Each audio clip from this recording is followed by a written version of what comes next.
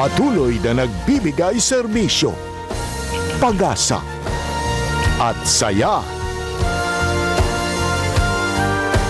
GMA Regional TV, kapuso ng bawat Pilipino.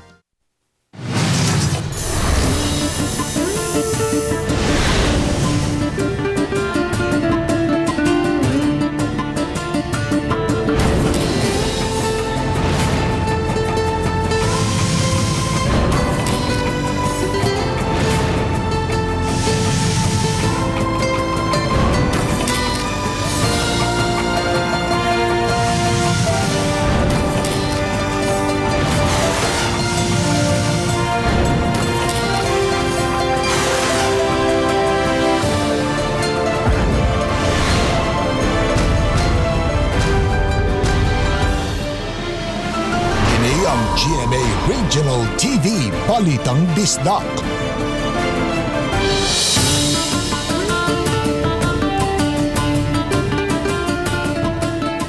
Mayong hapon na kinig inyong GMA Regional TV, Balitang Bisdak. Ang bugtong kasaligan, kasandigan o kanangpan sa mga Bisaya. Ako si Bobby Nalsar.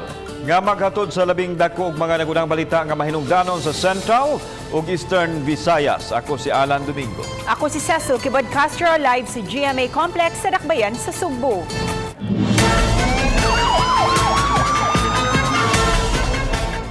Usa ka commander sa New People's Army NPA gikan sa Mindanao napatay atol sa pag-serve unta sa warrant of arrest dito sa Bukirang Barangay sa Pungol, Sibugay, Cebu City. Nadagpan usab ang iyang live-in partner kinsa gingong finance officer sa RIP Building Pundok. Deklaro hinuon sa mga opisyal sa AFP ug PNP nga insurgency-free pa ang Sugbo. Aniya ang report. Ang namatay mao si Dennis Paradero Rodinas, kinsa giila nga usa sa mga most wanted NPA dito sa Mindanao. Nahitabo kini alas 10 kagabi sa Bukirang Barangay sa Pungol, Sibugay, sa Dakbayan sa Sugbo atol sa joint operation sa AFP Central Command o sa Philippine National Police. Giingong misukol ang suspect. Hinungdan nga napusilan siya sa mga otoridad dihang giserve na unta ang warrant of arrest. May kanamigitan sa kasong murder, terroristic act o uban pang mga heinous crimes ang kaso bato kang Rodinas dito sa Mindanao. Siya usab ang gitumbok nga mipatay sa usa ka mayor ug anak nini dito sa Agusan del Sur. Nadagpan usab ang kapuyo nga si Jerlyn Mercado nga gingong finance officer sa Rebuilding Pundok sa Mindanao kinsa nagatubang usab og kasong pagpatay. Subject is also a notorious NPA leader in Region 11 and involved in the various atrocities against government troops, civilian, kanang mga civilian and private companies. Approaching ang mga officers, yung arresting officers, and then he drew his gun and fired the arresting officer, so that ensued the firefight. Gitugaan ni Police Brigadier General Albert Ignacius Ferro, Regional Director sa PRO 7. Miani sa Sugbo ang NPA commander aron magtago-tago. Gawa sa salaon sa gobyerno, giingong gisibat usab sa duha ang pundo sa ilang grupo. Kasamtangang nagpatukod og balay si Rodinas sa Bukirang Barangay. Ang pagpahibaon sa mga silingan ni Rodinas ug sa iyang kapuyo ang nakapahigayon sa operasyon. Samtang giklaro sa mga opisyal sa PNP ug AFP nga insurgency-free paghapon ang Sugbo. Apan aduna sila bahad sa gustong motisok ug mga kalihukan. Sa atong mga kauban sa dinhi sa Sugbo, sa mga NPA, balik na mo sa sabakan sa gobyerno. Kay bisan asa sok diri sa Central Visayas, pangitao na namo kamo. Ang ako na masulti, Central Visayas is not safe for the communist terrorist group to hide. Kauban si Marlon Melgaso, ako si Alan Domingo. Balitang Bisdak. Moabot sa 70 ka mga armas di fuego ang gisurrender ngadto sa Talisay City Police Station. Si Chona Carion sa report. Sa Sa balik armas project sa Dakbayan sa Talisay, nagkalain-laing klase sa mga armas de fuego ang gisurrender. Sa ganini, walay mga lisensya samtang ang uban nagproseso pa aron ma-renew ang mga lisensya. Ang uban kung mahuman na sila og proseso ug mapakita na nila ang lisensya, pwede na nilang kuhaon ang mga armas sa police station. Sud sa 15 ka adlaw, moabot sa 70 ka mga armas gikan sa 22 ka mga barangay sa Dakbayan sa Talisay. This is a manifestation that there are a lot of law-abiding citizens in Talisay who are willing to help the government and the police to make sure that peace and security are observed. Tumong usab niini nga walay firearm-related incidents, ilabi na nga nagsingabot ang kapistahan sa Dakbayan ug ang kalag-kalag. Awhag sa Talisay City Police sa mga nag-iya og armas nga mga expired na o way lisensya sa pag-surrender na silang armas de fuego aron dili sila mas subject sa police operation. Do not wait that we are going to conduct anti-firearm operations in your area. So let us peacefully turn over these firearms. Uban ni Renante Quinones, Chona Carrion, Balitang Bisdak. Formal nang gibuksan ang bagong Cebu North Bus Terminal nga nimutang likod sa dakong mall diha sa may North Reclamation Area. Gibalhin kini human gibawi o gigamit na ang luna sa Cebu North Bus Terminal kaniadto. Ang report ni Nico Serino. Pangunayan ni Governor Gwen Garcia uban ang mga mayor sa Cebu City ug Mandaue, ingon man mga direktor sa LTO ug LTFRB7 ang pag-inaugurar sa bag-ong Cebu North Bus Terminal. Nakig-alayon ang probinsya sa tagduma sa dakong mall sa reclamation area. Mitanyag sila nga libre sa pagpagamit sa 4,500 square meters nga bahin sa ilang parking lot aron mamahimong terminal. Kahinumduman, kaniadto ang North Bus Terminal na himutang sa Subang Dako, Mandaue. Apan human sa 25 ka tuig, gibawi na kini sa syudad ug karon gihimong isolation facility sa COVID-19. Gilauman nga pinaagi sa bag-ong terminal, hamugaway na ang biyahe paingon sa norte. For providing access, providing convenience to our people in the island province of Cebu. The island of Cebu, the best island according to Condé Nast in the entire Asia, this beloved Cebu of ours is ready not just for the new normal but for a better normal. Ang manager sa South Bus Terminal, Carmen Quijano, mausab ang gitudlo nga muduma sa North Terminal. Makigtigom pa hinuon siya kabahin sa kinatibuk ang operasyon ini. I want to know kung pila di kapasidad sa taong musudin, no? Kung pila akong obserbahan kay lisod magod kayo nga dali-dali una to. Yawa ako kibaw kung sa flow sa operation. Not like any terminal, I've been there for almost 12 years. Samtang mapasalamaton si Mayor Jonas Cortez sa pagsuporta sa desisyon sa Mandaue nga bawion ang yuta sa kanhi North Bus Terminal. Para na po strategic sa kayon win-win solution, no? Kay ang Mandaue sad nakatabang naman sad sa North Bus for so many years. So it's about time na kuno na sad no sa Mandaue. Ang kalihukan kaganiha na atulsab sa kasaulugan sa birthday sa gobernador. May mga sorpresa nga gihalad kaniya gikan sa iyang pamilya ug mga suod nga higala. Uban ni June Sulon, Nico Sereno, Balitang Bisdak. Sa labing unang higayon, human miigo ang pandemya, way natalang COVID positive case sa Dakbayan sa Lapu-Lapu sud sa usa ka adlaw. Samtang kaso sa COVID-19 sa Dakbayan padayong mius-us. Siluan mayroon din sa report. Sulod na sa pipila ka simanang naangkon sa Lapu-Lapu City ang gihulagway nga flattening of the curve sa mga COVID-19 cases. Kay pabiling anaa lang sa single digit ang matalang COVID positive case sa Dakbayan matag adlaw. Gani record-breaking kay niadtong Sabado way natalang bag-ong kaso. Nagmalipayon kami nga mga frontliner murag victorious mi atong adlaw kay wala gyud intay ni gawas nga positive bisan pa sa mga hospitals. Hinuon kagahapon, Domingo, may nadugang nga bagong 5 ka mga bagong COVID positive cases. Apan mapasigarbuhon ang dakbayan kay naangko niini ang 92.5% nga recovery rate. Sa 2,389 ka mga total positive case sa dakbayan, 63 na lang niini ang active cases kay naka-recover na ang 2,210. Sa 3,058 ka mga drivers sa mga pampublikong sakyanan nga napaubos sa swab test sukad niadtong Setyembre 30 hangtod Oktubre 9, 5 lang ang nagpositibo ug 10 sila asymptomatic. Karong adlaw, gisugda na usab pagpa-swab test ang mga kawani sa mga hotels ug resorts. Uban ni Godfrey Relien, Luan Marondina, Balitang Bisda.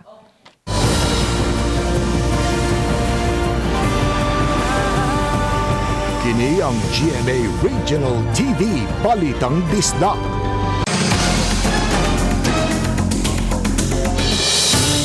Temporaryo may pahiruna sa eskwelahan na sa Paknaan o Labugon na sa Mandaue City ang mga biktima sa sunog nga niadtong Biyernes sa gabi. Lakip sa napiktuhan sa sunog mga estudyante. Ang detalye pinagi sa live report ni Nico Serino. Nico?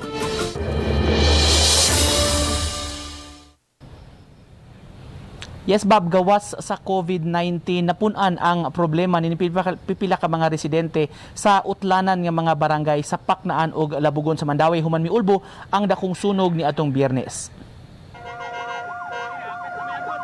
Mga alas 6 sa gabi ini atong Biyernes, miulbo ang dakong sunog sa magkasikbit nga sitio. Apektado ang bahin sa sitio Latasan, Barangay Labugon ug Zone Patatas sa Barangay Paknaan. Matod sa BFP, nagsugod ang kayo sa ikaduhang andana sa balay ni Regan Sakay. Gibanaba ng 220,000 pesos ang danyos. Kadaghanan sa 76 ka mga pamilyang apektado sa sunog, mga residente sa Labugon. Anaa ang pipila kanila miistar sa Labugon National High School. Kaganiha, naabta namo nga gi-deliver sa City Hall ang mga gamit sa kusina ug bugas nga iapod-apod kanila. Hangtod karong gabi na lang ang packed meals alang sa mga nasunugan. Hangtod karong gabi 3 days mangina ang CSWS mo serve. Sa barangay na darestan.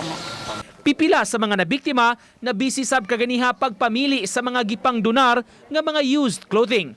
Sila na ang gipapili niini aron masiguro nga ilagyud kini nga magamit.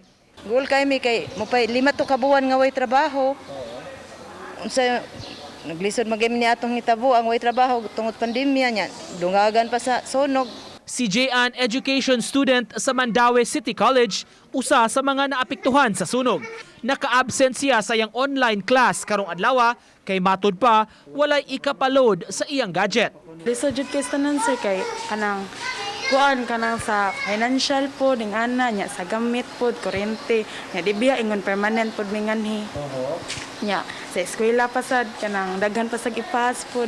Samtang gipasalig sa eskwelahan, andam sila mudawat sa mga nasunugan isip evacuation center. Apan menos ra ang miistar dito. Wala ra hinuon maapektuhi ang klase ingon man distribution sa module. Okay ra gyud kay amo man silang gi-isolate. Nya amo man silang kuan man by grade level. Si Mayor Jonas Cortez misaad sab og hinabang pinansyal sa mga nasunugan. Dili madeklarar ang dapit ubos sa state of calamity apan abagan sa syudad ang mga naapektuhan. Lisod masag kaayo og ato ipaagi og housing materials kay langan ang pag-procure, pag-purchase sa mga materials mauna nga ato na lang ikon ipaagi na lang financial assistance para og donas lay itukod makapamalit silang magamit nila. Nanawagan karon Bob kining mga nasunugan og hinabang sa kinsa may gustong moabag kanila. Kadaghanan kanila Bob wala mo istar sa gitanyag nga evacuation site ang eskwelahan sa Paknaan ug Labugon ug didto ra sa area mismo sa ilang mga panimay kining maong lugar na sayra nato nga urban poor site. Bob, daghang salamat Nico Serino sa imong live report. Human ibalik pagpatuman ang truck ban, ibalik na usab ang pagpatuman sa clamping ordinance sa Dakbayan sa Talisay. Si Chona Carion sa report. Sugod karong Miyerkules, bispira sa kapistahan sa dakbayan sa Talisay, ipatuman na og balik sa mga sakop sa City of Talisay Traffic Operations Development Authority kon City Toda ang clamping ordinance. Gipasidaan ng daan ni Joy Tumulak ang mga nag-iya og mga sakyanan nga dili magpasagad og park sa ilang mga sakyanan aron dili kini maklamp. Mato ni Tumulak nga sa miaging semana pa sila nagsugod silang information drive kabahin sa pagbalik na pagpatuman sa clamping ordinance. Nahunong kini atol gyud sa pagsaka sa COVID-19. Nitong pag-pandemic, gihunong temporary ang pag-implement sa clamping apan karon nga nasinati na nato ang kaot sa dagan sa trapiko ato na niyang ipatuman pagbalik ang clamping operation sa tanang mga sakyanan nga nakaparada daplin sa daan. Ang maklamp nga sakyanan makamulta og 500 pesos. Hinuon hatagan og pipila ka minutos ang tag-iya nga makuha ang sakyanan nga giparking ug wala gyud ila kining iklamp. Muangan nila ang mga sakyanan ug mugawas ba ang tagtungod unya ikaduha magpapangutan na sila dito sa palibot unya gamitan pag gyud og public address nga kung kinsay tag-iya ining mga sakyanan with plate number ug palihog sa pag-pull out. Uban ni Renante Quinones, Shona Carion, Balitang Bisdak.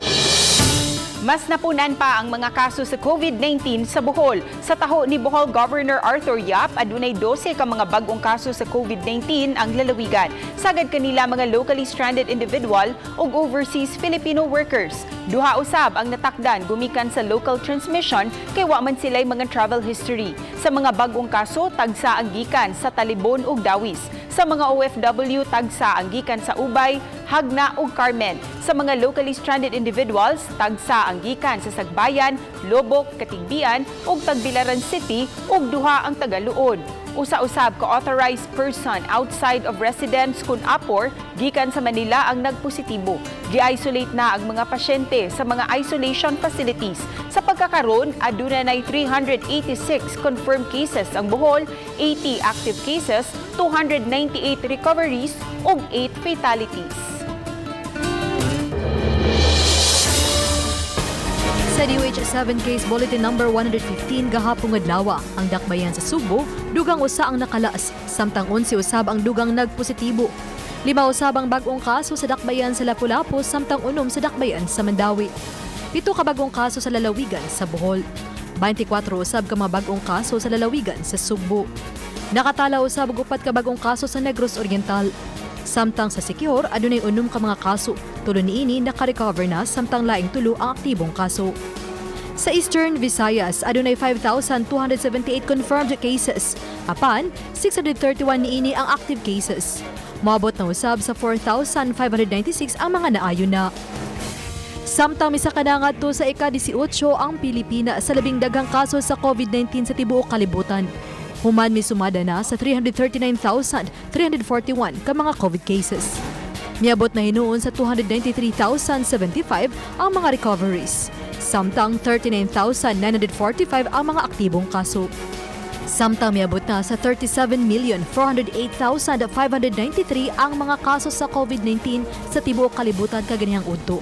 Samtang 25,999,799 ang mga recoveries. Ako si Famary Dumabok. Balitang Bisdak.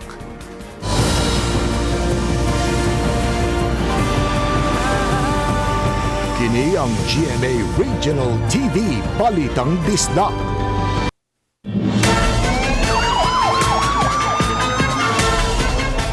Human gilungkab ang CSWD o City Health Office, ang Local Civil Registrar na usab.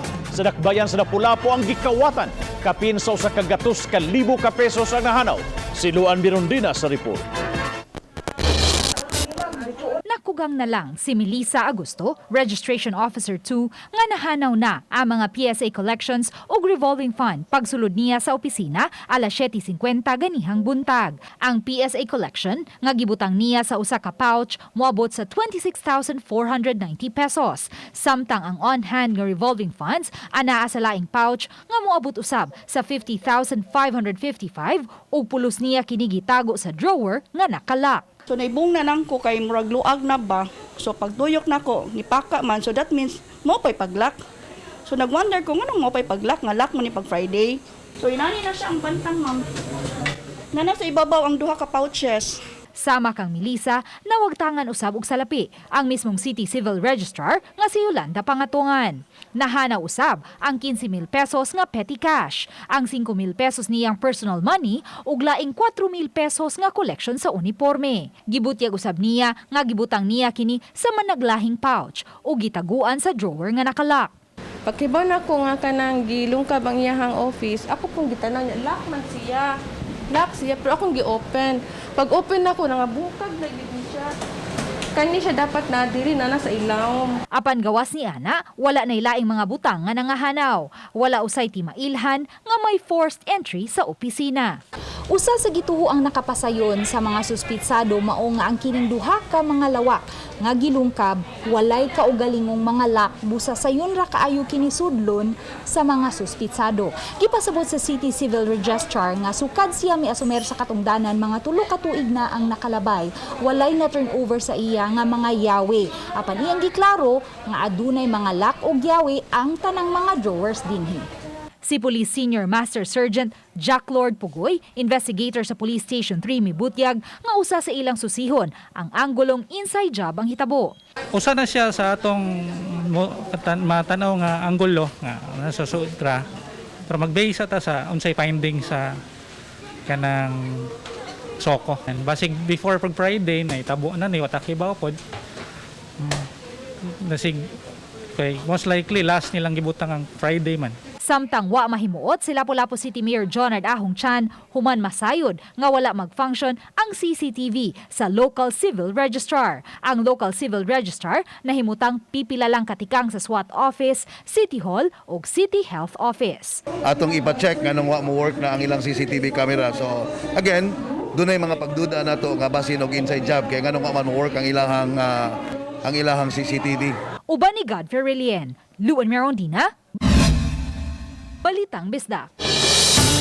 Nalakip ang mga lungsod ug dakbayan sa mga probinsya sa Central Visayas sa 32 ka mga dakbayan ug lungsod alang sa pre-registration sa Philippine Identification System kon PhilSys nga gisugdan karong adlaw. Nalakip usab sa priority areas ang Leyte sa Eastern Visayas. Matod ni Noel Raffles, ang tigpamaba sa Philippine Statistics Authority sa Region 7, ilang itamdan ang talaan sa DSWD7 aron matumbok ang Poorest of the Poor sa rehiyon nga giuna alang sa pre-registration. Laing grupo sa mga enumerators gibansay usab aron maoy mohimo sa pre-registration. Ilang ipunting ang unang 5 ka milyon nga marehistro karong tuiga subay sa kamanduan sa presidente. Gamito na unya kini nga primary ID sa government o private transaction o mamahimong gamiton nga basihan sa hatagag benepisyo sa mga programa sa kagamhanan. Ready na kayo sila. Advantage po ni on the part of us, kitang tanan, alam binaanin nilang mga poorest among the poor kay mao man ni basihan sa mga social amelioration or mga social program.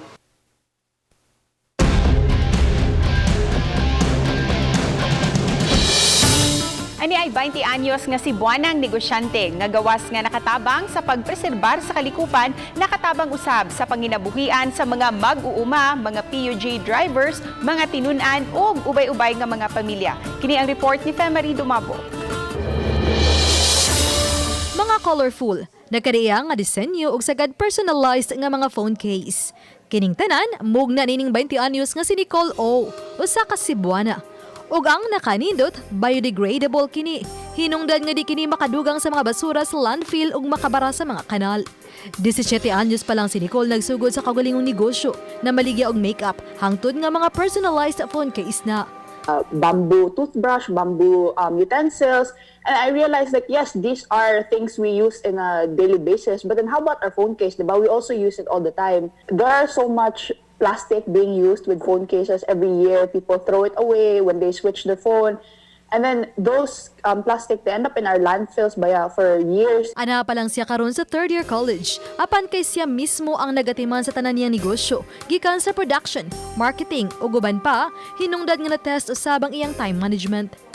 Iyang kita nakatabang sa mga mag-uuma o sa mga pamilya nga biktima sa COVID-19 nga nawad ano panginabuhian o nakatabang usab sa mga tinunan sa ilang pagtungha. a very young age, it has always been in my mind na I want to do business.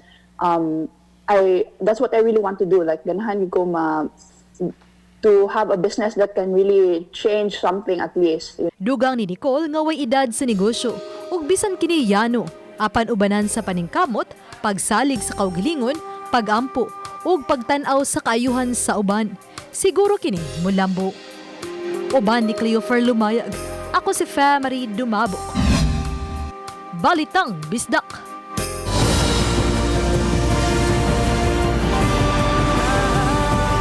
Kini ang GMA Regional TV Balitang Bisdak.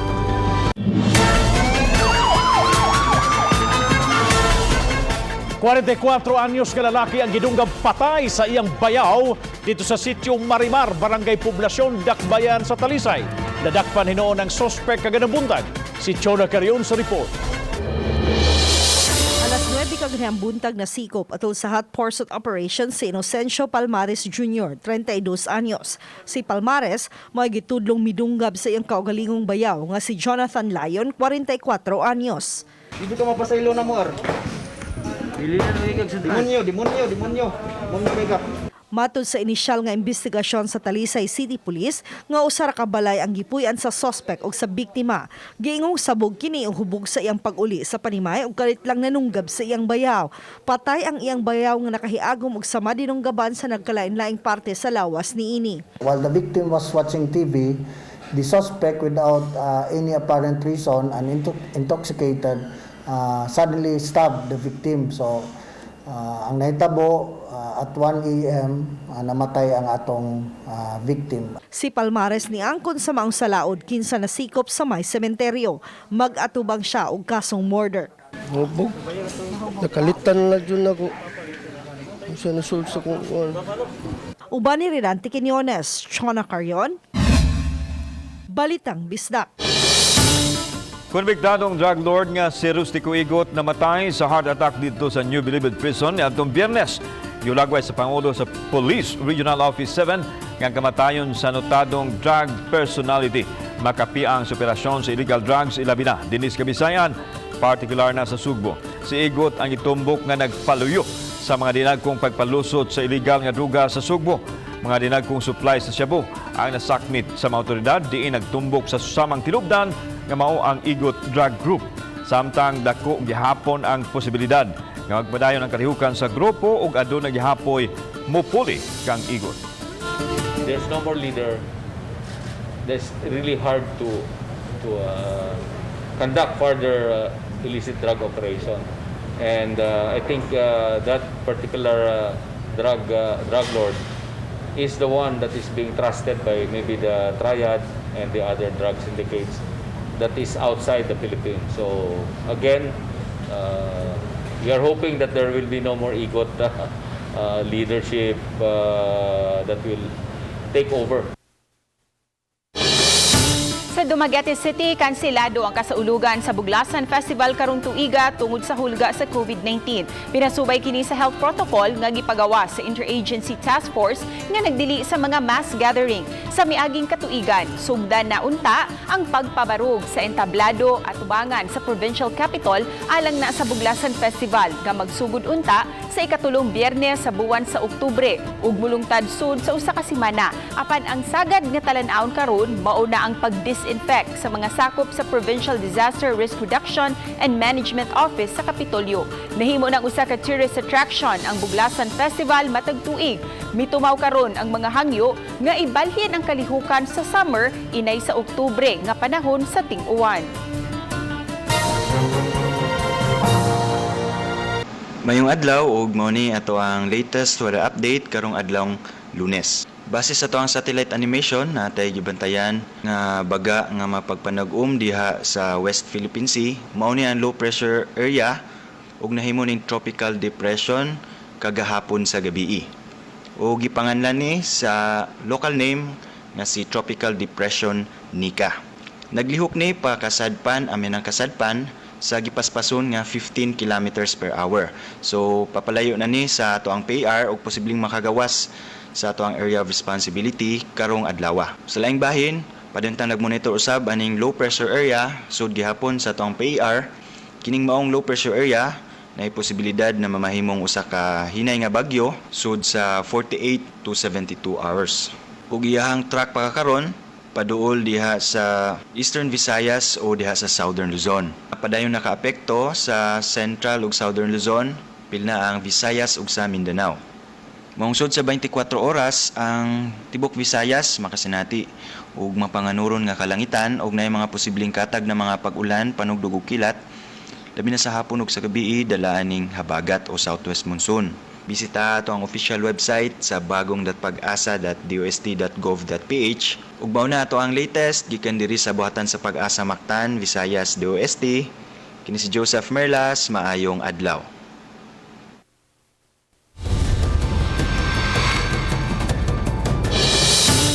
Ang Burger of Love nga alang lang unta sa asawang nurse nahimo na karon nga gift of love sa nagkalain-laing okasyon. Nahimo pa nga negosyo nga nakatabang sa mga persons with disability. Kini ang report ni Femery Dumabo. Sa tanaw pa lang, mabusog ka na tungod sa kabaga sa beef patty sa burger. Unang gihimo ni JP Maunis ang burger alang lang unta siyang asawang chief nurse sa pampublikong tambalanan sa pagsugod sa pandemya aron di magutman ang iyang asawa.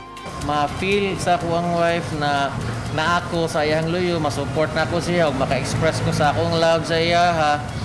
Akong gihimo ang burger na premium siya, so dapat lami siya. During the pandemic yun, mo to stressful jud kaayo niya with JP's kuan kanang him sending me food and burgers na comfort gud ko no. One time nga daghan siya extra nga burgers and buns iyang gi-post online. Apan human na post sa social media, daghan na ang ni-order online ug dinhina na himugso ang ilang negosyo sa burger uban ang fries ug milk tea. Nahimo na usab kini nga pamaagi sa ubang couple, mga barkada og pamilya nga irigalo kung adunay okasyon, ilabi na sa maabot nga Pasko, anniversaries og birthday, sama sa burger cake og bouquet of burger, fries and tea. Kining mag-best friend nga si Charmaine og Rose, gisurpresa sa ilang barkada. First time na ako ni magkaroon ng birthday na burger kay something new, something unique and adungog ko a lot of feedback. First time na ako maka-experience sa ani nga kanang gi-surprise ko sa akong team with this kind of burger. At the same time, lami pa jud kayo. Very heartwarming and humbling na daghan naka-relate sa amo ang story. And also, daghan pong nalamian sa among burgers. Gawas nga nakapasuod kining burger sa managhigalaay og relasyon, nakatabang usabang negosyo alang sa nawad-an og trabaho nga mga PWDs. Usa kanila si Vernil. Thankful kay member man ko sa PADS, then Sir GP, yung gikontak kung unsa akong gibuhat sa mua. Alang sa magtiayong Maunis, nga basta out of love ang pagbuhat, ubanan sa kakugi, tanan posible. Uban ni Marlon Melgazo, ako si Femery Dumabo. Balitang Bisdak. Daghang salamat sa mga kapuso nato apil na sa kawasan nasod nga nikisayod sa mga dagko ug mga nagunang balita sa rehiyon. Ako si Alan Domingo. Ugi ka namong tanan dinhi sa Central ug Eastern Visayas, ako si Cecil Kibod Castro. Ang inyong balita nga mong balita kay matag lokal nga balita mahinungdanon. Kini ang inyong GMA Regional TV Balitang Bisdak. Buong puso para sa Pilipino. Ako si Bobby Nalsaro og 74 ka adlaw na lang Pasko na. Mayong hapon mga kapuso.